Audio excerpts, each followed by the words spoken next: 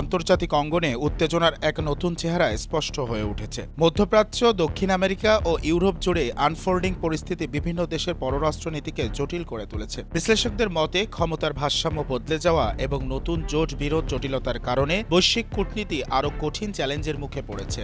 মধ্যপ্রাচ্যে চলমান সংকট নতুন ধরনের মানবিক, রাজনৈতিক ও নিরাপত্তা উদ্বেগ তৈরি করেছে। গাজা উপত্যকায় সংঘাতের বিস্তার এবং বিভিন্ন আন্তর্জাতিক প্রস্তাব প্রতিক্রিয়া পরিস্থিতিকে আরও অস্থিতিশীল করেছে। যুক্তরাষ্ট্র, ইউরোপীয় ইউনিয়ন এবং আঞ্চলিক শক্তিগুলোর মধ্যে মতপার্থক্য সমাধানের পথে অগ্রগতি কমিয়ে দিচ্ছে। এদিকে দক্ষিণ আমেরিকায় যুক্তরাষ্ট্র ও ভেনেজুয়েলাকে ঘিরে উত্তেজনা আবার সামনে এসেছে। সামরিক প্রস্তুতি, সমুদ্র সীমা নিয়ে বিরোধ এবং জ্বালানি ভিত্তিক প্রতিযোগিতা পরিস্থিতিকে আরও তীব্র করেছে। দুদেশের পারস্পরিক মন্তব্য ও নীতিগত অবস্থান ভবিষ্যৎ কূটনীতিকে অনিশ্চয়তায় ঠেলে দিচ্ছে। ইউরোপেও অভিবাসন ও সীমান্ত নিরাপত্তা নিয়ে তীব্র বিতর্ক চলছে। যুক্তরাজ্যের কঠোর নতুন নীতি মানবাধিকার সংগঠনগুলোকে উদ্বিগ্ন করেছে। একই সঙ্গে রাজনৈতিক দলগুলো নির্বাচনের আগে নিজেদের অবস্থান শক্ত করতে নানা প্রতিশ্রুতি দিচ্ছে, যা নীতি নির্ধারণকে আরও জটিল করছে।